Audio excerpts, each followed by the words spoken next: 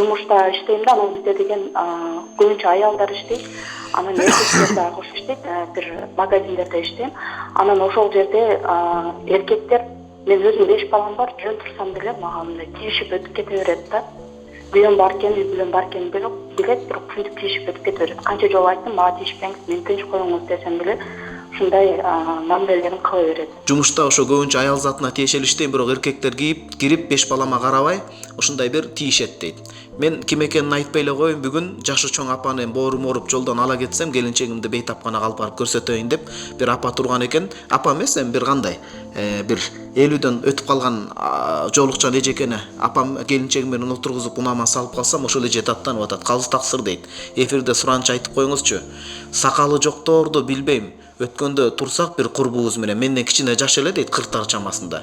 Анан ошо сакалчан бирөө келип жеткирейин деп токтотуп, өзү кыйналып үшүп турган элек макул десек, отураарыбыз менен музыканы коюп дейт сакалчан таксыр.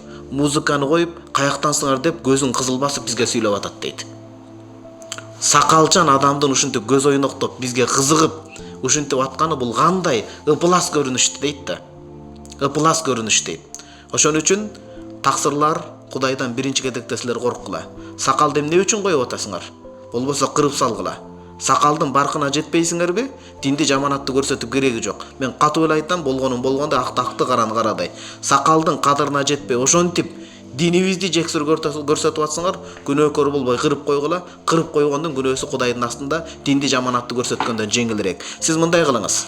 Эркектер келеби, аларды кабыл албай ойноктоп тийиш баштабы, Кудайдын каары болот силерге деп Чубак устаздын ошол жерде, Раматылык устаздын аял менен эркектин ортосунда мамилесин ошол жерге коюп коюңуз. Анан ошол жерде күзөтчүнү жумушка алыш керек, ошол силерди күзөтүп карап турсун.